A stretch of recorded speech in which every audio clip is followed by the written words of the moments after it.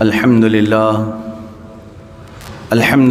الحنان المنان الذي خلق الإنسان وعلمه البيان، والصلاة والسلام على رسوله سيد الإنس والجان وعلى آله وأصحابه ذوي الخير والإحسان، أما بعد، فأعوذ بالله من الشيطان الرجيم، بسم الله الرحمن الرحيم. وَلَقَدْ كَرَّمْنَا بَنِي آدَمَ وَحَمَلْنَاهُمْ فِي الْبَرِّ وَالْبَحْرِ وَرَزَقْنَاهُمْ مِنَ الطَّيِّبَاتِ وَفَضَّلْنَاهُمْ عَلَى كَثِيرٍ مِّمَّنْ خَلَقْنَا تَفْضِيلًا. صدق الله مولانا العظيم وبلغنا رسوله النبي الأمين المتين المختار الكريم، ونحن على ذلك لمن الشاهدين والشاكرين، والحمد لله رب العالمين. بارگاہ رسالت معاب صلی اللہ تعالیٰ علیہ وسلم میں درود پاک کا ہدیہ پیش کریں. اللہم صلی علی سیدنا و مولانا محمد معدن الجود والکرم وآلہ واصحابہ الکرام وابنہ الکریم وبارک وسلم صلاۃ دائمۃ سرمدا ابدا. عزیزان گرامی وقار، اللہ تبارک و تعالی ہم سب پر اتنا بڑا کرم و احسان فرمایا ہے کہ اس نے ہمیں انسان پیدا کیا ہے، اس لیے کہ اس کی لاکھوں مخلوقات میں سے جو اشرف مخلوق ہے وہ انسان ہے. اور اللہ تعالیٰ نے خود بیان فرمایا وَلَقَدْ كَرَّمْنَا بَنِي آدم، ہم نے آدم کی اولاد کو عزت بخشی ہے، تاج کرامت عطا کیا ہے. وَحَمَلْنَاهُمْ فِي الْبَرِّ وَالْبَحْرِ، اور ہم نے ان کو خشکیوں میں بھی اور سمندروں میں بھی برتری عطا کی ہے. دونوں زمینیں اس کے لیے مسخر ہیں. وَفَضَّلْنَاهُمْ عَلَى كَثِيرٍ، اور اللہ تعالیٰ فرماتا ہے وَرَزَقْنَاهُمْ مِنَ الطَّيِّبَاتِ، اور ہم نے پاکیزہ چیزوں سے انہیں رزق دیا ہے. انسان غلاظت نہیں کھاتا، اور اگر کھاتا ہے تو پھر وہ انسانیت سے گر جاتا ہے. جانوروں کے لیے معاملات ہیں کہ ان کی عقل نہیں، وہ کسی کی بھی غلاظت کھا لیتے ہیں. بعض جانور تو ایسے ہیں کہ مرے ہوئے بچے بھی کھا لیتے ہیں اپنے ہی. انسان کو اللہ تعالیٰ نے ایسی فطرت سلیم عطا کی ہے اور عقل سلیم عطا فرمائی ہے کہ انسان اس طرح کی غلاظتوں میں کبھی اپنا منہ نہیں مارتا. اور رب تعالیٰ یوں فرماتا ہے وَفَضَّلْنَاهُمْ عَلَى كَثِيرٍ مِّمَّنْ خَلَقْنَا تَفْضِيلًا، اور ہم نے جتنی مخلوقات پیدا کی ان سب میں ہم نے انسان کو افضلیت عطا کی ہے. تو سب سے پہلا شکر اللہ رب العزت کا اس بات پر ہو کہ اللہ نے ہمیں انسان پیدا کیا. اب یہاں پر انسان کہتے کسے ہیں؟ ہم تو لفظوں سے جانتے ہیں، بلکہ آپ سے اگر کہا جائے تو آپ انسان ہیں میں انسان ہوں، اتنا ہی ہم جانتے ہیں. اس کو میں ایک مثال سے آپ کو سمجھانا چاہوں گا. برف کس کو کہتے ہیں؟ آپ کے ذہن میں یہ بات بیٹھی ہوئی، اس کی ڈیفینیشن معلوم ہے؟ جو نہایت ہی ٹھنڈا ہوگا اور سفید ہوتا ہے. دو چیزیں تو آپ کو معلوم ہیں، برف ٹھنڈا ہوتا ہے اور سفید ہوتا ہے. میں نے ایسی ہی تھرماکول کا ایک ٹکڑا لا کر کے آپ کو کہا یہ ہے برف. آپ نے لے تو لیا لیکن اس کو پھینک دیا اور کہا دکھنے میں تو برف جیسا ہے لیکن ٹھنڈا نہیں ہے. تو کیا ہر سفید چیز برف ہو سکتی ہے؟ اگر اس کے اندر ٹھنڈک نہیں ہے تو وہ برف ہے ہی نہیں. تو اسی طرح سے دکھنے والے جتنے چہرے ہیں یہ ضروری نہیں کہ انسان ہی ہوں. اگر اس کے اندر انسانیت نہیں ہے تو پھر وہ جانور سے گر گیا ہے. اب انسانیت کیا چیز ہے میرے عزیزو؟ یہ صرف جسم کا ایک مرکب نہیں ہے، بلکہ اس کے اندر سب سے اعلیٰ قسم کے اخلاق ہونی چاہیے.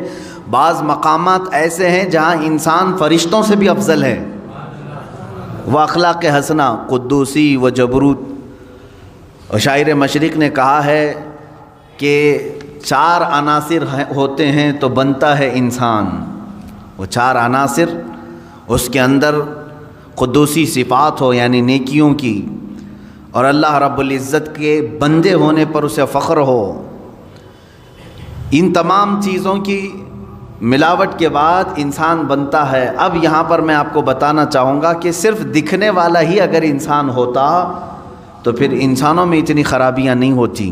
اللہ تعالیٰ نے جس انسان کی فضیلت بیان فرمائی وہ بہت اعلیٰ ہے، اسی لیے مجھے یہاں بات یاد آتی ہے، میں بات یہاں سے شروع کرتا ہوں۔ ایک بزرگ تھے، اللہ کے کچھ اولیاء ہیں جو صاحب کشف ہوتے ہیں، وہ ظاہر کو بھی دیکھتے ہیں اور اندر تک کے حالات کو بھی دیکھتے ہیں۔ یہ حدیث پاک سے ہے، حضور صلی اللہ علیہ وسلم نے فرمایا اتقوا فراست المؤمن فإنہ ينظر بنور اللہ، مومن کی فراست سے ڈرو اس لیے کہ وہ اللہ کے نور سے دیکھتا ہے، یعنی دلوں کے حالات بھی دیکھ لیتا ہے۔ ایک بزرگ تھے، ان کے پاس ان کے ایک مرید آتے تھے، وہ کہتے کہ حضور دعا فرما دیں۔ وہ دعا کرتے اللہ تجھے انسان بنا دے۔ ظاہر سی بات ہے، اب اگر میں کسی کو کہوں تو وہ بھی جھلا جائے گا، کیا میں دکھتا نہیں ہوں آپ کو انسان؟ کوئی دوسری دعا کرو۔ وہ ایک دن دعا کے لیے کہے، انہوں نے دعا کیا، دوسرے دن پھر انہوں نے کہا مرید نے کہ حضور میرے لیے دعا فرما دے۔ پیر و مرشد نے کہا اللہ تجھے انسان بنا دے۔ تو دوسرے دن جھلا کر کے کہا کہ حضور ہر بار آپ یہی دعا کر رہے ہیں، کیا میں جانور ہوں؟ میں تو انسان ہوں ہی، میرے لیے کچھ اور دعا فرمائے۔ انہوں نے کہا بیٹھ جا میں تجھے دکھاتا ہوں۔ انہوں نے اپنے سر سے اپنی ٹوپی اتاری اور اس کی سر پر رکھ دی۔ جیسے ہی وہ مرید ان کی ٹوپی پہنا تو چیخنے لگا، چلانے لگا اور ادھر ادھر اچھل کود کرنے لگا۔ لوگوں نے اسے پکڑا۔ شیخ نے کہا کہ یہ آپ ٹوپی اتار لیں اس کے سر سے۔ ٹوپی اتار لی گئی۔ مرشد نے، شیخ نے پھر سے ٹوپی پہن لی۔ کہا کیوں، کیا بات ہے، کیوں اتنی اچھل کود مچائے تھے؟ اس مرید نے کہا کہ حضور آپ وہی دعا فرمائیں جو آپ تک کر رہے تھے۔ بتا تو صحیح۔ لوگوں کو اس نے روتے ہوئے بتایا کہ جیسے ہی میں نے پیر و مرشد کی ٹوپی پہنی تو میرے اعضاء جو ہے کتے کی طرح دکھنے لگے، مجھے جانور جیسی شکل میری نظر آنے لگی، تو میں گھبرا گیا کہ کہیں میں جانور بن تو نہیں گیا۔ میں نے ٹوپی اتاری تو پھر مجھے ساری جیسی چیزیں تھی ویسی، یہ کیا ماجرا ہے؟ تو پیر و مرشد نے فرمایا انسان بسا اوقات برے کام کرتے کرتے جانوروں جیسا بن جاتا ہے، غلاظت میں اتر جاتا ہے، اور ہے تو حیوان، انسان بھی حیوان ہی سے بنا ہے، حیوان ناطق ہے۔ اس کے اندر جب غلاظت بڑھ جاتی ہے تو بسا اوقات یہ جانوروں سے بھی نیچے گر جاتا ہے، جس کے ہمیں دیکھنے کو نتائج آج مل بھی رہے ہیں۔ بڑے بڑے اس کی مثالیں، بڑی مثالیں بھی آج موجود ہیں۔ کوئی جانور اپنی برادری میں سے مادہ کے ساتھ اپنے جسمانی سکون حاصل کرتا ہے تو ٹھیک ہے، لیکن کسی کو پھاڑ دینا، مار دینا، قتل کر دینا یہ انسانوں سے ہوتا ہے۔ ایک مجبور لڑکی اگر درندوں کو مل جائے تو یہ جس طرح کی حرکتیں کر جاتے ہیں، جیسے آج سرخیوں میں موجود ہے بہت سارے حالات، تو کیا یہ انسان ہیں؟ انسان کہلانے کے لائق ہے؟ کتے بھی اپنی جسمانی سکون حاصل کرتے ہیں لیکن کسی مادہ کو پھاڑ کر کے ختم نہیں کرتے۔ جہاں ان کا جسمانی سکون حاصل ہوا وہ چھوڑ دے۔ جانوروں میں اتنا ہے، لیکن انسان کے اندر جب انسانیت گر جاتی ہے تو وہ جانوروں سے بھی زیادہ ذلیل ہوتا ہے، ان سے بھی زیادہ گر جاتا ہے۔ اس لیے میرے عزیزو، انسانی صفات پر باقی رہنا یہ بھی کمال کی بات ہے۔ اللہ رب العزت کی بارگاہ میں شکر بھی بجا لا اور دعا بھی کرتے رہو، اے اللہ تو نے ہزاروں مخلوق میں سے مجھے انسان تو بنایا، اے کریم خدا مجھے آخری دم تک انسانیت پر ہی زندہ رکھ، انسانیت ہی پر زندہ رکھ۔ اس لیے کہ پہلے کی بہت ساری مثالیں ہماری کتابوں میں یہ بھی ملتی ہیں، کچھ لوگ مر گئے اور مرنے کے بعد ان کے چہرے بدل گئے، کسی کا چہرہ خنزیر کی شکل بن گیا، کسی کا گدھے کی شکل بن گیا۔ پہلے کی باتیں موجود ہیں، انسانوں کو بنایا گیا ہے، قرآن پاک میں بھی موجود ہے۔ اللہ تبارک و تعالیٰ نے ایک قوم کو فرمایا کہ کونوا قردۃ خاسئین، تم دھتکارے ہوئے بندر بن جاؤ، وہ پورے کے پورے بندر بن گئے تھے، موسیٰ علیہ السلام کی قوم کے کچھ لوگ۔ تو انسان کبھی جانور بنتا ہے، یہ کب بنتا ہے؟ جب وہ اپنے اخلاق چھوڑ دیتا ہے۔ حضور اکرم صلی اللہ تعالیٰ علیہ وسلم سے پوچھا گیا قیامت کے دن سب سے بھاری عمل کیا ہے؟ آپ فرماتے میزان عمل پر رکھے جانے والا سب سے وزنی عمل انسان کا اس کے اخلاق حسنہ ہیں، اس کے کیریکٹر ہیں، اس کے اخلاق ہیں۔ اور اسی لیے ایک بڑے حکیم و دانا ابن رشد تھے، انہوں نے کہا ہے کہ اپنی ایک کیلکولیشن میں انہوں نے لکھ کر کے بتایا، انہوں نے لکھا ایک نمبر لکھا، کہا یہ انسان کو میں 1 نمبر دیتا ہوں، اور پھر ایک 0 لگایا اور کہا اگر علم ہے تو اس کو میں 10 نمبر دیتا ہوں، اگر علم ہے تو میں اسے 10 نمبر دیتا ہوں، پھر 1 نمبر لگایا، کتنا ہوا؟ 100 ہو گئے۔ کہا اگر اس کے اندر خوبصورتی بھی ہے اور زبان میں نرمی ہے تو میں ایک اور 0 دیتا ہوں، 100 نمبر ہو جاتے ہیں۔ اور پھر کہا اور 1 نمبر لگا کر کے اگر اس کے اندر اخلاق ہیں تو میں ایک اور 0 اس کو لگا کر دیتا ہوں، 1000 نمبر دیتا ہوں، ایک اور 0۔ اور پھر کہا کہ اگر علم بھی ہے، خوبصورتی بھی ہے، اخلاق نہیں ہے تو یہ 1 ہٹا دو، جو باقی بچتا ہے وہی ہے۔ باقی کیا بچا؟ تو انسان کے اندر اگر اخلاق حسنہ نہیں ہے تو وہ 0 ہے، 0 ہے۔ عزیزان گرامی وقار، مجھے آج بات کرنی تھی ہیومن رائٹس کے متعلق۔ حقوق انسانی کیا ہیں؟ انسان کے حق کیا ہیں ایک کے دوسرے پر؟ اور اسلام کی اس میں امتیازی شان کیا ہے؟ اس میں اسلام کی خصوصیت کیا ہے؟ تقریباً صدیاں گزر گئی حقوق انسانی کے لیے، جو سب سے پہلی اعلامیہ جاری ہوا، یعنی ورلڈ لیول پر اگر کوئی بات اعلان کے طور پر پیش کی گئی تو سن 1948 میں یہ UN کے ذریعے سے ہیومن رائٹس کے لیے کچھ قوانین بنائے گئے کہ انسان کے انسان پر کچھ حق ہیں، فنڈامنٹل رائٹس ہیں ہر ایک کے۔ جینے کا حق ہر انسان کو ہے، آزادی کا حق ہر انسان کو ہے، مذہب کا اختیار کرنے کا حق ہر انسان کو ہے، کمانے کا حق ہر انسان کو ہے۔ یہ 1948 میں بنائے گئے، پوری دنیا میں مشہور کیے گئے، لیکن وہ بھی آج تک سب جگہ امپلیمنٹ نہیں ہو سکے۔ لیکن حجۃ الوداع کے موقع پر حضور اکرم صلی اللہ تعالیٰ علیہ وسلم نے حقوق انسانی، ہیومن رائٹس کا جو خطبہ دیا ہے اس کی مثال آج تک نہیں ہے۔ تعلیم حاصل کرنے کا حق ہر بندے کا ہے۔ ہندو مت میں پہلے تھا کہ صرف برہمن لوگ تعلیم حاصل کر سکتے تھے۔ منواد جب تھا تب تو حالات یہ تھے کہ اگر گیتا کسی دلت نے سن لیا تو اس کے کان میں گرم تیل ڈال دیا جاتا تھا۔ یہ کتابوں میں موجود بات میں عرض کر رہا ہوں۔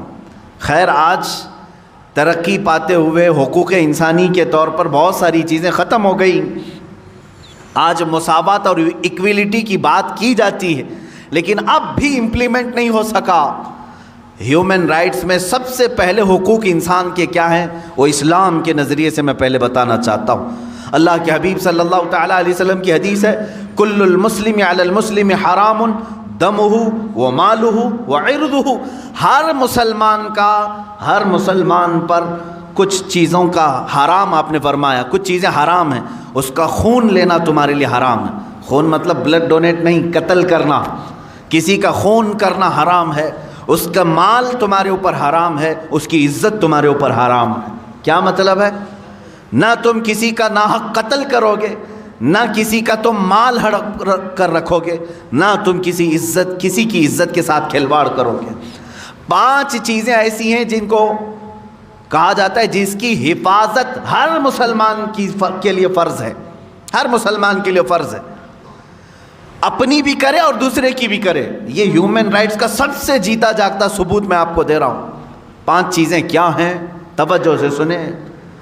اسلام ہی اس بات کی شہادت دیتا ہے اور ضمانت بھی دیتا ہے کہ یہ 5 چیزیں جنہوں نے محفوظ کر لیا ان کا معاشرہ محفوظ ہو گیا۔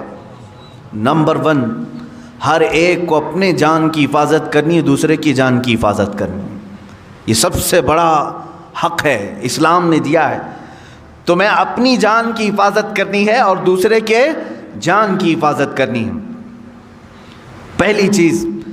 دوسری چیز ہے تمہیں اپنے مال کی حفاظت کرنی ہے اور دوسرے کے مال کی حفاظت کرنی ہے۔ جہاں تمہیں اپنا مال دیکھنا ہے ویسے ہی دوسرے کا مال۔ اس میں کوئی خرابی نہیں آئے گی اگر یہ 5 چیزوں پر کوئی کاربند ہو گیا۔ توجہ سنیں۔ اور پھر اپنی عزت کی حفاظت کرنی ہے اور دوسرے کی عزت کی حفاظت کرنی. نمبر 3، اپنی عزت. ایسا نہیں کہ تم بے آبرو ہو کر کے باہر گھومو گے. جس طرح تم اپنے آپ کو ننگا باہر دیکھنا پسند نہیں کرتے، کسی اور کو بھی ننگا دیکھنا پسند نہیں ہونا چاہیے. تم اپنے متعلق بھی عزت کی حفاظت کرو اور دوسرے کی بھی عزت کی حفاظت کرو. لوگ اپنے سطر کی تو حفاظت کر لے جاتے ہیں، دوسروں کے سطر دیکھنے کی کوشش کرتے ہیں. اسلام نہیں ہے. جان کی حفاظت اپنی اور دوسرے کی، مال کی حفاظت اپنی اور دوسرے کی، عزت کی حفاظت اپنی اور دوسرے کی. 3 چیزیں ہو گئی. چوتھی چیز اللہ کے حبیب صلی اللہ تعالیٰ علیہ وسلم کی حدیثوں سے ہے، اپنے نسب کی حفاظت کرو اور دوسرے کے نسب کی حفاظت کرو. نسب کی حفاظت یہ بہت ضروری چیز ہے. نسب کی حفاظت کا مطلب کیا ہے؟ بغیر شادی شدہ بچے پیدا ہونے نہ دینا، ورنہ اس کا نسب ہی نہیں معلوم ہوگا. اسلام نسب کا بہت اہتمام کرتا ہے. آج یورپ میں جا کر کے پوچھو تو ان کا نسب ہی نہیں معلوم ہے. ان کا باپ کون تھا معلوم ہی نہیں ہے، کیونکہ شادی کیا ہی نہیں.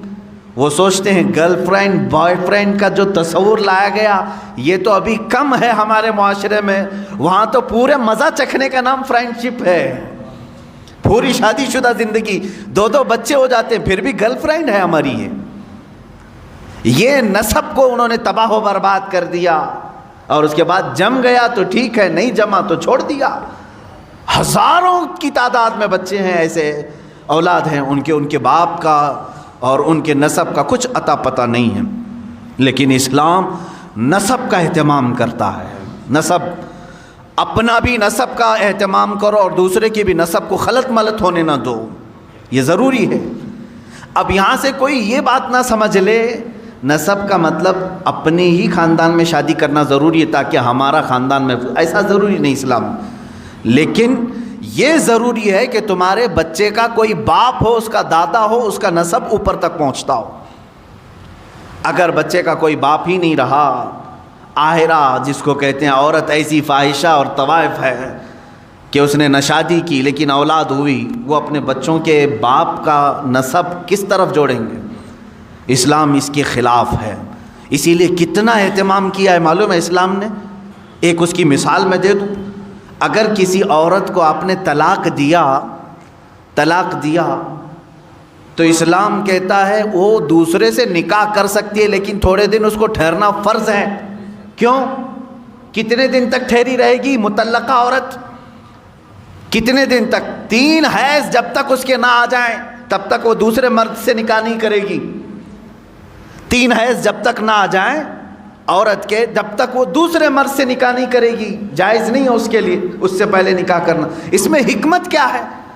اس لیے کہ سائنٹیفیکل بھی آپ دیکھیں تو پتہ چلے گا اگر حمل ٹھہرا تھا پہلے مرد سے تو حیض نہیں آئے گا عورت کو. طلاق دینے والا مرد طلاق دے دیا اور اگر اس سے اس کو پریگننسی ہو گئی تھی، حمل ہو گیا تھا، تو پھر عورت کو حیض نہیں آئے گا. ہاں پھر اگر حمل ہے تو شریعت کہتی ہے جب تک بچہ نہ ہو جائے تب تک وہ دوسرے سے شادی نہیں کر سکتی، کیونکہ ایک حمل میں 2 باپ کا دخل ہو ہی نہیں سکتا. اب 3 حیض تک ٹھہرنے کی حکمت کیا ہے عورت کے لیے؟ کہا گیا جب 3 بار عورت کا حیض آ جائے تو یہ اسپشٹ ہو جاتا ہے، یہ پورا فائنل ہو جاتا ہے کہ اب اس کے پیٹ میں پہلے والے مرد کا کوئی نطفہ باقی نہیں ہے، اس کا حمل نہیں ہے. اب اسلام کہتا ہے دوسرے سے بھی تو نکاح کر لے، اسی لیے کہ اسلام چاہتا ہے کہ آنے والا بچہ اپنے 2 باپ نہ سمجھے، اس کا نسب محفوظ رہے، اس کا نسب محفوظ رہے. باقی دوسری جگہ جا کر کے دیکھے، ایک کو طلاق دے دیا وہ دوسرے ہی دن جا کے شادی بھی کر سکتی ہے. بہت سارے معاملات، یہ عدت کے معاملات اسلام میں ہیں، دوسرے لا کر کے ہمیں دکھائیں. یا تو کچھ مذاہب میں ایسا ہے کہ اسے دوبارہ شادی کرنے کی اجازت ہی نہیں ہے، اور کچھ جگہ ہے تو ایسے کہ ادھر طلاق دیا ادھر نکاح کر لیا. اسلام درمیانی راستے کا نام ہے. نسب کا اہتمام کیا. میں نے 4 چیزیں سنائی، پھر سے میں عرض کر رہا ہوں آپ کے پاس. اللہ کے حبیب صلی اللہ علیہ وسلم کے فرامین کے مطابق، اللہ کے حبیب صلی اللہ تعالیٰ علیہ وسلم کی حدیث کی روشنی میں ہر مسلمان کو چاہیے کہ وہ اپنے جان کی حفاظت کرے اور دوسرے کے جان کی حفاظت کرے. ہر مسلمان کو چاہیے کہ وہ اپنے مال کی حفاظت کرے، ویسے ہی دوسرے کے مال کی حفاظت کرے۔ ہر مسلمان کو چاہیے کہ وہ اپنے عزت کی حفاظت کرے، ویسے ہی دوسرے کی عزت کی حفاظت کرے۔ نمبر 4، ہر مسلمان کو چاہیے کہ وہ اپنے نسب کا اہتمام کرے، اسی طرح دوسرے کے نسب کا بھی اہتمام کرے، خیال کرے۔ 5ویں چیز ہے جو بہت اہم ہے، اسلام نے کہا ہر مسلمان کو اپنے دین کی حفاظت ضروری ہے۔ اسی طرح کہا گیا کہ دوسرے کے دین سے چھیڑ چھاڑ بھی نہ ہو۔ لا تسبوا الذین یدعون من دون اللہ فیسبوا اللہ عدوا بغیر علم۔ اللہ قرآن میں فرماتا ہے تم دوسروں کے خداؤں کو گالی نہ دو جو اللہ کے علاوہ دوسروں کی پوجا کرتے ہیں، ہاں بغیر علم کے وہ پھر اللہ کو گالی دیں گے۔ تو یہاں دین کی حفاظت بھی ہمارے لیے ضروری۔ یہ 5 چیزوں کی آپ حفاظت کر لے جاؤ، معاشرہ کبھی ڈس بیلنس نہیں ہوگا، نظام برقرار رہے گا۔ آج یہاں پر بیلنس نہیں ملتا، اس کی وجہ کیا ہے؟ یا تو آپ اپنی جان کی حفاظت کر رہے ہیں اور دوسرے کی جان کے پیچھے پڑے ہوئے ہیں، آپ اس کو اہمیت نہیں دیتے، یا آپ اپنی عزت کی فکر میں ہیں، دوسرے کی عزت جائے کہیں پر، تو یہ ڈس بیلنس تو آنا ہی ہے، یہاں آنا ہی ہے۔ سیدنا عمر فاروق رضی اللہ تعالیٰ عنہ کو دیکھیں، عزت کی حفاظت ہر مسلمان کے لیے ضروری ہے، تو اس کے لیے آپ نے کیا فرمایا؟ ایک بار غسان کا ایک بادشاہ آیا، اسلام قبول کیا، اس کے ساتھ اس کی فوج بھی تھی، اسلام قبول کر لی۔ اس خوشی میں مسلمان پورے خانہ کعبہ کے طواف کے لیے آئے۔ طواف کے دوران اس بادشاہ کی لنگی پر ایک مسلمان کا پیر پڑ گیا، لنگی کھلی، تہبند کھلی، تھوڑی سی اسے شرمندگی ہو گئی۔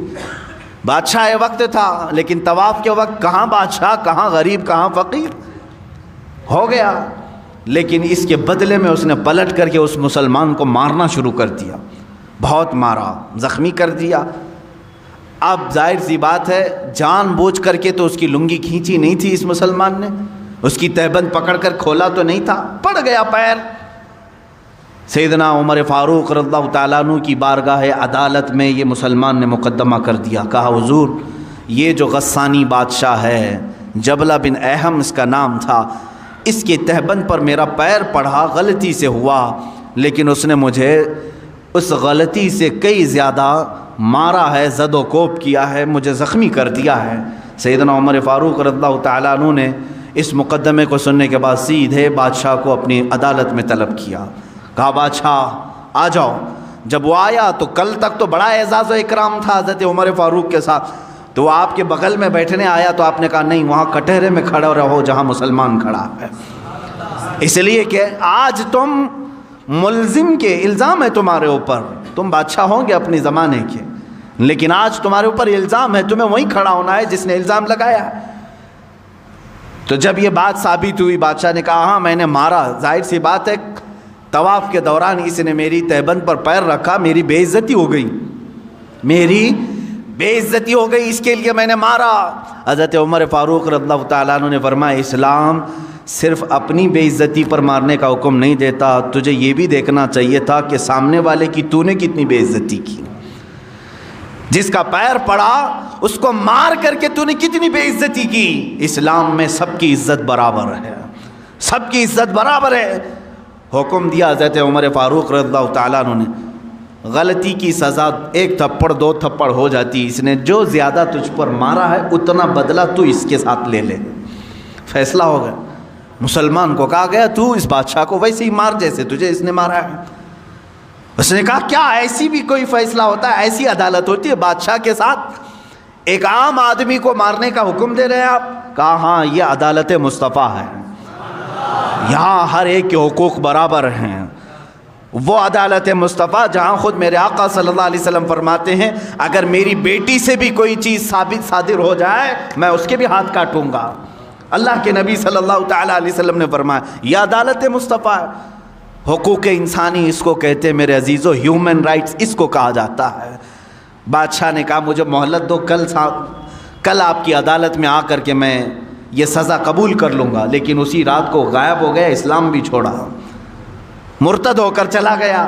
بعض لوگ جو اپنے آپ کو روشن خیال کہتے ہیں اس زمانے میں یہ کہتے ہوں گے اگر معاف کر دیتے تو وہ اسلام میں تو رہ جاتا، اس کا دل بنا رہتا۔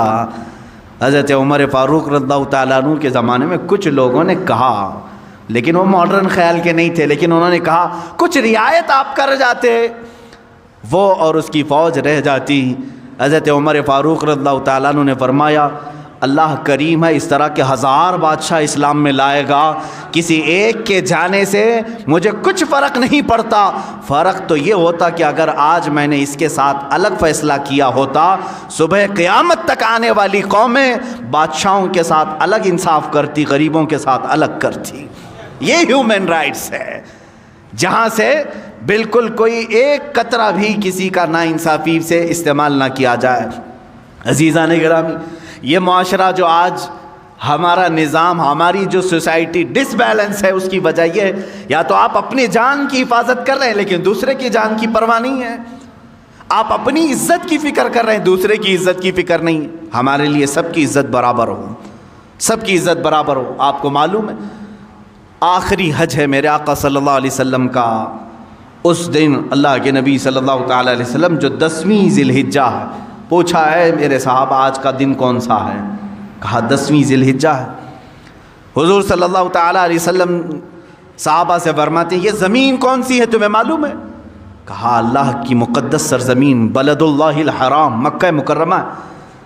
فرماتے ہیں یہ گھر خانہ کعبہ جانتے ہو؟ کہا یہ اللہ کا سب سے مقدس گھر ہے۔ اب سنو میرے آقا صلی اللہ علیہ وسلم فرماتے ہیں اس مہینے کی جیسی حرمت ہے، عزت ہے ذی الحجہ کی، اس شہر کی جیسی عزت ہے، اس خانہ کعبہ کی جیسی عزت ہے، حضور فرماتے ہیں میرے نزدیک ایک مومن کی عزت اس سے بڑھ کر کے ہے۔ ذی الحجہ کے مہینے سے بڑھ کر، بلد اللہ الحرام سے بڑھ کر، خانہ کعبہ سے بڑھ کر ایک مسلمان کی عزت کو اللہ کے نبی نے اتنا بلند کیا۔ اگر ہم خانہ کعبہ کی عزت کو نہیں اچھال سکتے، پسند نہیں کرتے، اسی طرح ہمیں کسی مسلمان کی عزت پر بھی حملہ نہیں کرنا چاہیے۔ یاد رکھیں قیامت کے دن ان معاملات میں پھنس جائیں گے۔ اب رہی بات مال کی حفاظت، مال کی حفاظت، یہاں پر بھی جو بیلنس بگڑا ہے اس کی وجہ صرف یہی ہے کہ آپ اپنے مال کو تو تجوریوں میں مکفل کر دیے لیکن دوسرے کے مال کی پرواہ نہیں۔ ہونا تو یہی چاہیے کہ میرا مال جس طرح محنت کا ہے اسی طرح میرے بھائی کا بھی مال ہے۔ اگر آپ کے پاس کسی نے 100 روپے دے دیے تھے تو واپس پلٹانے میں کیوں آئیں کائیں کرتے ہو؟ تمہاری نیتیں خراب کیوں ہو گئیں؟ تم نے امانت میں خیانت کیوں شروع کیا؟ ایک دو نہیں، ہزاروں لوگ ہیں یہاں پر جو اس بات سے جوجھ رہے ہیں کہ جس کو کسی کام کے لیے پیسہ دیا تھا وہ کھا گیا، دینے کا نام نہیں لیتا، اور پھر دیکھو تو داڑھی رکھا ہے، ٹوپی رکھا ہے، نمازوں میں آتا ہے۔ ایسے بہت سارے ہیں۔ عزیزان گرامی وقار، ایک مال مسلم کے ساتھ جو ناانصافی ہوگی، جانتے ہیں اس کا وبال کیا ہے؟ اس کا وبال یہ بھی ہیومن رائٹس میں ہے یا نہیں؟ ہر ایک کے مال کی حفاظت ہیومن رائٹس ہے کہ نہیں؟ انسانی حقوق ہے۔ جس طرح تم اپنا مال ضائع کرنا نہیں چاہتے، اسی طرح کسی دوسرے کا مال تمہارے پاس آیا تو تم اس کو کھا کر کے کیوں بیٹھے؟ اس کو واپس کیوں نہیں پلٹایا؟ یہاں سے دشمنی شروع ہو گئی، معاشرے میں بگاڑ پیدا ہو گیا، اور آج تمہارے ہی خود سے اعتماد ہٹ گیا، ایک دوسرے کو کوئی قرض دینے کو تیار نہیں آج۔ کیوں؟ معلوم نہیں ہے کہ ہزاروں مثالیں ملتی ہیں، کھا جاتے ہیں لوگ، کھا جاتے ہیں۔ تمہارے ساتھ تجارت کرنے کو کوئی تیار نہیں، کیوں؟ امانت ختم کر دیا۔ جب تک تمہیں امانتوں کو واپس پلٹانے کی عادت نہ آ جائے تمہاری برکتیں بھی چھین لی جائیں گی، برکتیں ختم ہو جاتی۔ اب سنو، تم بہت بڑے بڑے یہاں 1,00,000 2,00,000 کھا کر کے ڈکار تک نہیں لے رہے ہیں، 1 درہم کی بات کرتا ہوں، 2 درہم کی بات کرتا ہوں۔ مدینہ رسول ہے، اللہ کے حبیب صلی اللہ تعالیٰ علیہ وسلم کی بارگاہ میں ایک صحابی رسول کا انتقال ہوا، جنازہ آیا، جنازے کے لیے صفیں کھڑی ہو گئیں۔ اللہ کے حبیب صلی اللہ تعالیٰ علیہ وسلم آگے بڑھے، جنازہ پڑھانے سے پہلے میرے آقا صلی اللہ علیہ وسلم نے پوچھا اس پر کسی کا قرض تو نہیں تھا؟ اس پر کسی کا حق باقی تو نہیں تھا؟ تو ایک جماعت میں کھڑے صف میں ایک صحابی نے کہا ہاں یا رسول اللہ، یہ میرے 2 درہم باقی چھوڑ گیا ہے، میرے 2 درہم اس کے پاس تھے۔ ادا نہیں کیا اور موت آ گئی اس کی. اللہ کے حبیب صلی اللہ تعالیٰ علیہ وسلم کے الفاظ سنو، حدیث پاک میں موجود ہیں. صلو علی صاحبکم ولا اصلی علیہ.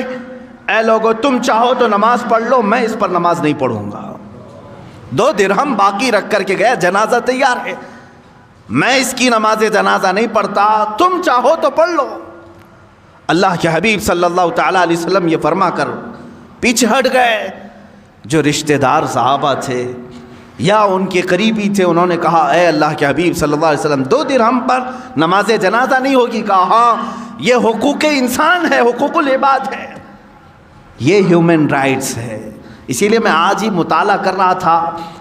ایک بہت بڑا انگریز مفکر ہے، وہ عیسائی ہے، مائیکل، جس نے 100 متاثر کن شخصیات کے متعلق ایک کتاب لکھی پوری دنیا میں، جن کا سب سے زیادہ انفلوئنس ہوا ہے انسانوں پر. اس میں نمبر 1 اس نے محمد صلی اللہ تعالیٰ علیہ وسلم کا نام ہے. عیسائی ہے.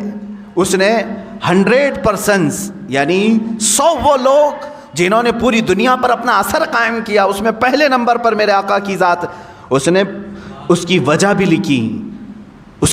لکھی کہ میں نے دیکھا ہے بہت ساری دنیا میں شخصیتیں آئیں، اپنا اثر جمایا لوگوں پر، اپنا اثر جمایا. کچھ سیاسی لیڈر آئے، کچھ فوجی لیڈر آئے، کچھ جنگجو آئے باہر قسم کے، سب نے اپنا انفلوئنس جمایا انسانوں پر.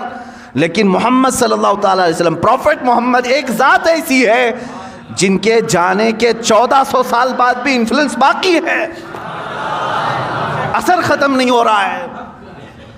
اور ایسے مضبوط قوانین انہوں نے بنائے تھے کہ وہ اپنے لیے بھی اس کو امپلیمنٹ سمجھتے تھے اور سارے لوگوں کے لیے بھی. یہ کون کہہ رہا ہے؟ ایک انگریز مفکر کہہ رہا ہے. اللہ کے حبیب صلی اللہ تعالیٰ علیہ وسلم اصول کے اس قدر پابند تھے، پابندی کرانے والے تھے. اللہ کے حبیب صلی اللہ تعالیٰ علیہ وسلم نے فرمایا تم اپنے صاحب کی نماز پڑھتے ہو تو پڑھ لو، میں نہیں پڑھوں گا. یہ مال مسلم کی حفاظت ہے. مسلمان کے مال کو جیسا تمہارا مال محفوظ ہے ویسا ہی دوسرے کا مال بھی محفوظ ہونا چاہیے. تو ایک صحابی نے بڑھ کر کے کہا آقا میں ضمانت دیتا ہوں کہ اس کے 2 درہم میں قرضہ چکا دوں گا، آپ نماز پڑھا دیں. وہ سامنے آئے تو حضور صلی اللہ علیہ وسلم نے ان کو سامنے کیا، آؤ وقت بتاؤ کہ کس وقت ادا کرو گے. انہوں نے کہا کل کی مغرب تک میں 2 درہم ادا کر دوں گا، مجھے وقت دیا جائے. تو اس قرض خواہ سے پوچھا گیا کیا تجھے منظور ہے کل تک کا ٹائم؟ اس نے کہا ہاں یا رسول اللہ صلی اللہ علیہ وسلم. تب حضور نے نماز پڑھائی اور اس کے بعد دعا نہیں کی. دوسرا دن آیا مغرب، حضور اکرم صلی اللہ تعالیٰ علیہ وسلم انتظار میں تھے. فوراً اس صحابی کو بلایا جنہوں نے ضمانت لی تھی، وہ حاضر تھے اور وہ مال لے کر کے بھی آئے تھے 2 درہم، اور اس قرض خواہ کو ادا کیا. تب میرے آقا نے ہاتھ اٹھا کر کے دعا کی، اے اللہ کل جس کی وفات ہوئی اس کی مغفرت فرما. ہیومن رائٹس کی اس سے بڑی مثال کہیں تم دکھا سکتے ہو؟ یعنی حقوق انسانی، مال مسلم ہر ایک کے لیے ضروری ہے اس کی حفاظت. جن لوگوں نے ہڑپ کر کے اب رکھا ہے یا کسی کا دینا باقی ہے، یاد رکھو 1 روپیہ تمہیں جہنم میں لے جا سکتا ہے. 1 روپیے کی بات کر رہا ہوں، 1 روپیہ تمہیں دوزخ میں لے جا سکتا ہے. جس کا دینا باقی ہے یہاں پر ختم کر کے چلے جاؤ. 2 باتیں اور میں کہہ جاتا ہوں. مسلمان پر جو حقوق فرض ہیں اس میں مال کی بھی حفاظت فرض ہے.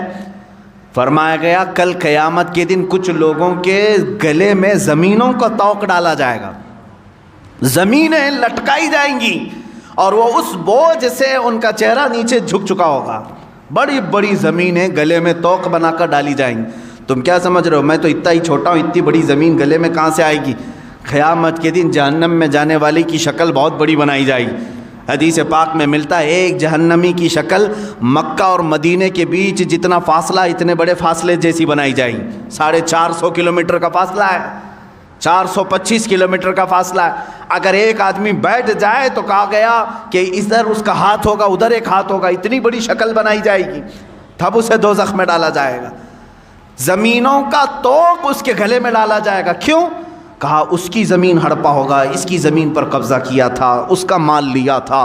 یہ سب قیامت کے دن سَيُطَوَّقُونَ مَا بَخِلُوا بِهِ يَوْمَ الْقِيَامَةِ۔ اللہ تعالیٰ نے قرآن میں بھی فرمایا جو کچھ انہوں نے بخالت کی وجہ سے بچا کر اپنے پاس رکھ لیا تھا، یہ طوق بنا کر، گلے کا ہار بنا کر کے قیامت کے دن ڈالا جائے گا۔ حقوق میں تم پورے کے پورے اتر جاؤ مسلمانوں، ایک دوسرے کا حق نہ کھاؤ۔ اب سنو، میں سمجھتا ہوں دنیا میں سب سے افضل موت اگر کوئی ہے انبیاء کرام کے بعد، سب سے افضل موت جس کی ہم تمنا کرتے ہیں وہ شہادت کی موت ہے یا نہیں ہے؟ شہید جو ہے دنیا کا وہ بہترین انسان ہے جس کے متعلق فضیلتیں آئی ہیں قرآن پاک میں بھی، حدیث پاک میں۔ اللہ نے تو یہاں تک فرمایا کہ ان کو مردہ مت کہنا، مرنے کے بعد بھی اللہ فرماتا ہے وہ زندہ ہیں، انہیں رزق بھی میں دے رہا ہوں۔ یہ شہید کے لیے آیا ہے قرآن میں، باقی میتوں کے لیے نہیں آیا۔ شہید کے لیے حدیث میں یہ بھی ہے کہ دنیا میں وہ واحد ایسی ذات ہے جس کو مرنے سے پہلے اسے جنت دکھائی جاتی ہے، خون کا قطرہ اس کا زمین پر گرنے سے پہلے اسے جنت کے دروازے دکھائے جاتے ہیں، اس کا ٹھکانہ اسے دکھایا جاتا ہے، وہ جنت میں اپنا محل دیکھ کر کے جاتا ہے شہید۔ اب سنو، سب سے افضل موت شہید کی ہے، ایک بار درد ہوتا ہے شہادت میں، باقی ہمیشہ کا آرام ہی آرام ہے، سکون ہی سکون ہے۔ شہید کے لیے کہا گیا اس کے اگلے پچھلے سارے گناہ اللہ معاف فرمائے گا۔ یہ سب سے بڑے اصول ہو گئی زندگی، کچھ بھی تھے اس کے گناہ معاف کر دیے جائیں گے۔ لیکن ایک جگہ جا کر میری نظر رک گئی، حدیثوں کو پڑھ رہا تھا، قیامت کے دن اگر شہید کے اوپر کسی کے مال کا حق باقی تھا تو فرمایا جائے گا اسے دوزخ میں بھیجو۔ فرمایا گیا شہید کو بھی اس چیز کی معافی نہیں اگر کسی مسلمان کا مال رکھ کر کے آیا ہے، باقی سارے گناہ اس کے معاف کر دیے جائیں گے، اگلے پچھلے گناہ، بڑے بڑے گناہوں کی معافی کا اعلان ہے، کبیرہ گناہ بھی اللہ معاف کرے گا۔ لیکن اگر کسی مال مسلم کو لے کر کے دنیا سے آیا ہے، رب تعالیٰ فرمائے گا یہ حقوق العباد میں گرفتار ہے، اب اسے وہ فضیلت نہیں ملے گی جو شہیدوں کو ملتی۔ عزیزان گرامی، اس سے اندازہ کر سکتے ہو کہ یہ حقوق انسانی پر اسلام نے کتنی بڑی توجہ دی ہے۔ جان کی جیسے حفاظت ہے، دوسرے کی جان نہ لو، وَلَا تَقْتُلُوا النَّفْسَ الَّتِي حَرَّمَ اللَّهُ إِلَّا بِالْحَقِّ، اللہ نے فرمایا کسی جان کا قتل مت کرنا، اللہ نے تم پر حرام کر دیا ہے مرڈر کرنا کسی کا بھی، الا بالحق، ہاں حق کے ذریعے سے۔ حق کے ذریعے سے مطلب کیا ہے؟ خدائی قوانین میں اگر وہ شبخون مارتا ہے تو پھر وہ بادشاہ اسلام ہو یا حکومت وقت ہو جو اس کی جان لینے کے متعلق فیصلے کر سکتی، لیکن کسی بھی انسان پر کسی دوسرے کا قتل کرنا جائز نہیں۔ جان، اسی طرح عزت، اسی طرح دوسرے کے مال کی حفاظت اور نسب کی حفاظت اور اپنے دین کی حفاظت۔ میں آج چیلنج کے ساتھ کہتا ہوں میرے عزیزو، یہ 5 ایسے اصول ہیں، رہنما اصول ہیں جو تمہیں کسی معاشرے میں نہیں ملیں گے۔ اگر تم نے امپلیمنٹ کر دیا ان 5 پر، سکون کی زندگی گزارو گے، نہ تمہیں کبھی اپنی جان کا خوف آئے گا۔ کیوں؟ اس لیے کہ تم دوسروں کی جان کی پرواہ کرتے ہو تو سارے تمہاری بھی جان کی پرواہ کریں گے، کبھی خوف نہیں آئے گا۔ مدینۃ الرسول کو دیکھیں ہیں، ایک مرتبہ ایران کے بادشاہ نے 2 قاصد بھیجے چھپ کر کے، وہ آئے مدینہ پاک میں، اور یہ زمانہ سیدنا عمر فاروق رضی اللہ تعالیٰ عنہ کا ہے، عمر ابن خطاب رضی اللہ تعالیٰ عنہ کا ہے۔ مدینہ میں وہ آئے، انہوں نے ڈھونڈنا شروع کیا، کچھ صحابہ ملے، ان سے پوچھا کہ مسلمانوں کا مرکزی شہر ہے، راجدھانی ہے، کیپٹل سٹی ہے، جہاں سے 6 بڑے بڑے ملکوں کو سنبھالا جا رہا تھا اس زمانے میں۔ وہ آئے 2 ایرانی، کہا تمہارا بادشاہ کہاں رہتا ہے؟ تمہارا بادشاہ کہاں رہتا ہے؟ صحابہ ہنسنے لگے، کہا ہمارا بادشاہ نہیں ہوتا، ہمارا بادشاہ نہیں ہوتا۔ کہا پھر کیا ہوتا ہے؟ کہا امیر المومنین ہوتا ہے۔ بادشاہ کا لفظ تو یہ وہابیوں نے شروع کیا ہے، یہ سعودیوں نے، آج بھی یہ ملک کہتے ہیں، بادشاہ کہتے ہیں۔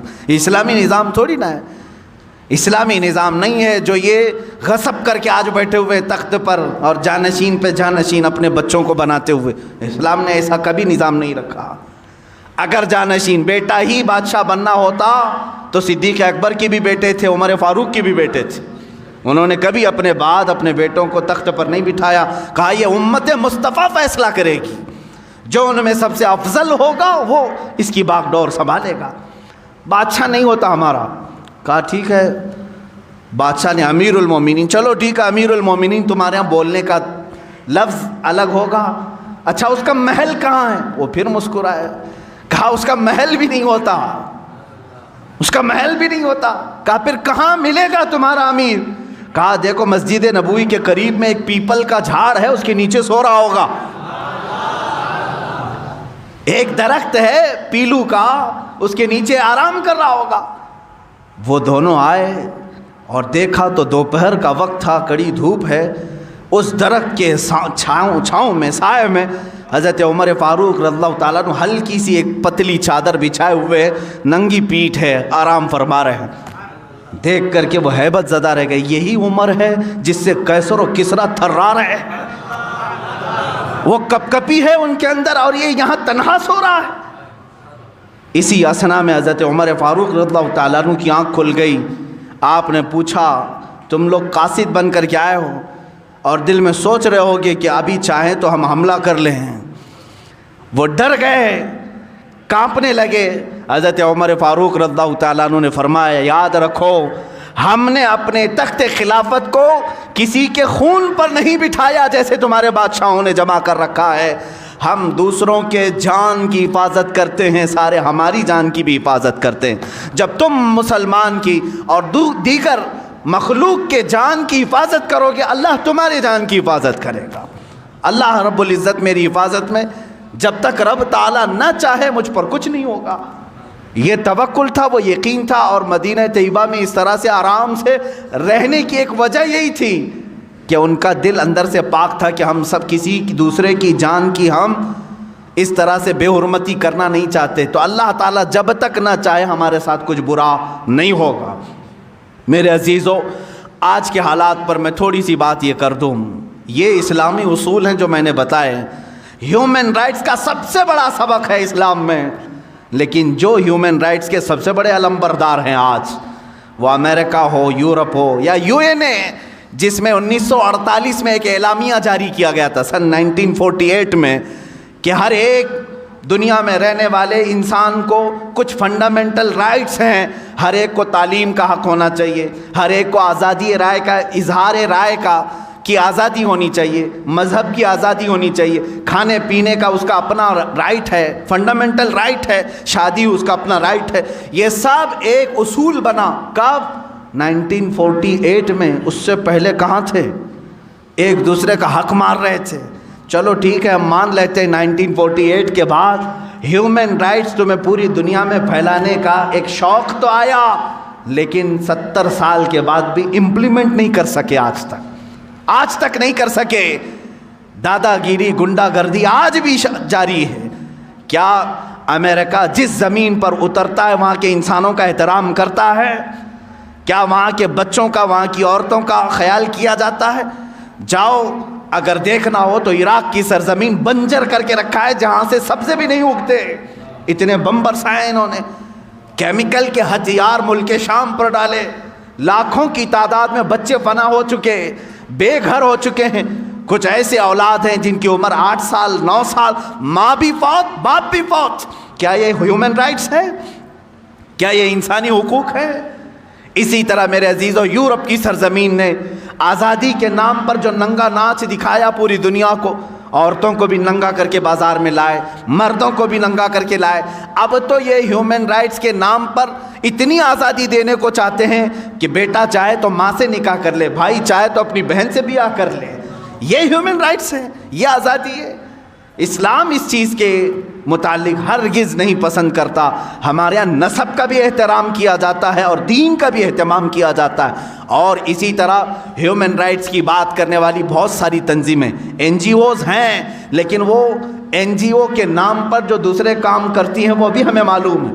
ہمارے اس ملک میں ہیومن رائٹس کی جو دھجیاں اڑائی جا رہی ہیں اس پر کیوں گفتگو نہیں ہوتی؟ یہاں پر بھی کاسٹزم کتنا بڑا جراثیم بن کر کے پھیلا ہوا ہے، کتنا بڑا ناسور ہے. خاص طور پر ہندوستان کے ان علاقوں میں، راجستھان میں، اتر پردیش میں، بہار، کاسٹزم ایسا ہے کہ ایک برادری کی لڑکی دوسرے بڑے اعلیٰ ذات والے سے نہ کبھی شادی کر سکتی ہے، شادی تو دور کی بات، اس کو چھو بھی نہیں سکتی۔ میں اجمیر پاک گیا تھا، وہاں پر بھی ایک ہندو صاحب ہیں، انہوں نے آ کر کے کہا کہ مجھے میرے گاؤں سے بھگایا گیا ہے صرف اس لیے کہ ایک اعلیٰ ذات کی لڑکی کے ساتھ میں نے بات چیت کی تھی، میرا حقہ پانی بند ہے، میرا آنا جانا بند ہے، پورے گاؤں والوں نے بائیکاٹ کر رکھا ہے۔ کہا اس پہ پولیس کچھ نہیں کہتی؟ کہا پولیس بھی تو پنچایت کے نیچے ہوتی ہے نا، جیسے گاؤں والے فیصلہ کریں گے۔ آج تک چل رہا ہے، لوگوں کے حقوق مارے جاتے ہیں، اور بڑی ذات کے لوگ اگر جرم کریں تو اسے چھپا دیا جائے، چھوٹی ذات کے لوگ اگر جرم کریں تو انہیں پھانسی پر لٹکا دیا جائے، بلکہ یہاں تو اب کورٹ فیصلہ نہیں کرتی، خود ہی لوگ فیصلہ کر جاتے ہیں، مار کر ختم کرتے ہیں۔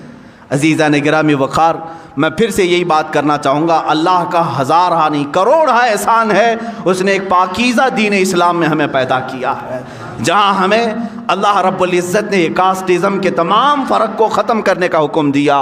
اللہ تعالیٰ نے فرمایا ہے کہ ان اکرمکم عند اللہ اتقاکم، تم میں کوئی بھی افضل نہیں، کوئی افضل نہیں، تم میں سب سے زیادہ افضل وہ ہے جس کے اخلاق سب سے اچھے ہوں گے، جو پرہیزگار سب سے زیادہ ہو، وہی افضل ہے، وہ چاہے کسی بھی چھوٹی برادری میں پیدا کیوں نہ ہوا ہو، وہ ہمارے لیے افضل ہے، تقوی سے افضل ہوگا۔ یہاں تک کہ سادات ہمارے ہاں بالکل محترم ہیں، حضور اکرم صلی اللہ تعالیٰ علیہ وسلم کی آل ہیں، لیکن خاندان کا یہ تعصب ان کے لیے بھی جائز نہیں۔ اگر کوئی یہ کہے میں سید ہوں مجھے ٹیکس دو، تو وہ جرت کر رہا ہے دین اسلام میں، اسلام میں وہ جرت کر رہا ہے۔ میں سادات کو بہت ادب کی نگاہ سے دیکھتا ہوں، اور یقیناً ہمارے آقا صلی اللہ علیہ وسلم نے ہمیں حکم بھی فرمایا، لیکن سادات کو جس طرح سے فوقیت حاصل ہے وہ ہمارا اپنا پرسنل معاملہ، ہم ادب و احترام کریں، لیکن جو سادات ہیں ان کے لیے حضور نے کیا فرمایا؟ اپنی بیٹی حضرت فاطمہ سے کہا تو عمل چھوڑنا مت، اعملی یا فاطمہ، اے فاطمہ نماز روزے حج و زکوٰۃ جو تم پر فرض ہیں اس میں کوتاہی نہ آنے پائے، یہ سوچ کر کے کہ میں رسول کی بیٹی ہوں عمل نہیں چھوڑنا۔ حضور نے اپنی بیٹی کو حکم دیا ہے، بعد کے آنے والی اولاد پر تو اور بھی زیادہ فرض ہے۔ عزیزان گرامی، کاسٹزم یا یہ خاندانی تعصب، اس چیز کو اگر کوئی لے کے آتا ہے یہ خان ہے، یہ پٹھان ہے، یہ مرزا ہے، یہ سید ہے، یہ تمام تصورات اسلام میں نہیں ہیں میرے عزیز۔ ٹھیک ہے، پہچان کے لیے کوئی خاندان ہو سکتا ہے تمہارا، الگ تعارف کے لیے کوئی تمہاری برادری ہو سکتی ہے، لیکن کسی برادری کو کسی پر فوقیت حاصل نہیں ہے۔ اگر ایسا ہی ہوتا تو میں نے دیکھا ہے سادات ہمارے ہاں افضل خاندان ہے، اس میں ہمیں بھی معلوم ہے، لیکن جب بغداد مقدس کے سلطان الاولیاء سیدنا عبد القادر جیلانی قدس اللہ سرہ شریف کی بارگاہ میں جاتا ہوں، دیکھتا ہوں یہ سلطان الاولیاء ہے، قطب الاقطاب ہے، شہباز لامکانی ہے، قندیل سمدانی ہے، سارے ان کو اللہ تعالیٰ نے مقامات و مراتب عطا کیے۔ اب ظاہر سی بات ہے جو خود ولیوں کا سردار ہو وہ سادات میں سے بھی ہیں، حسنی سید ہیں، حسینی سید ہیں، ماں اور باپ دونوں کی طرف سے سید ہیں، ساری افضلیت جمع تھی، لیکن جب بیعت کرنے کی بات آئی کس کے ہاتھ میں آپ نے ہاتھ دیا؟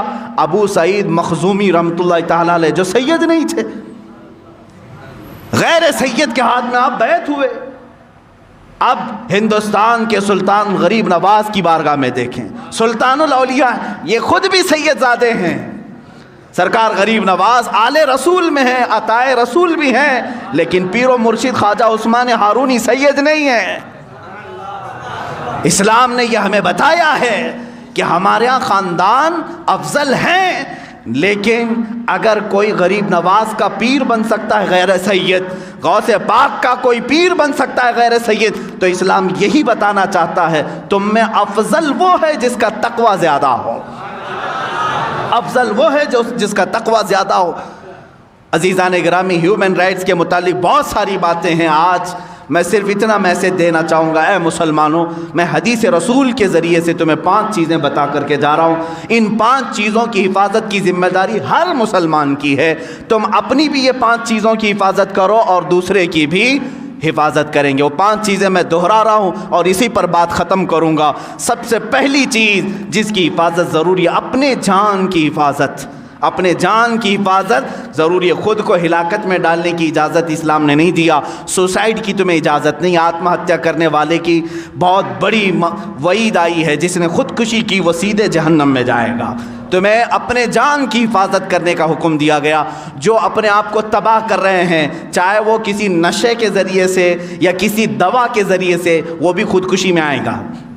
وہ بھی خودکشی میں آئے گا۔ کوئی اتنا نشہ کر لیا کہ مر گیا تو اس نے اپنے آپ کو ہلاک کر دیا، جہنم میں جائے گا۔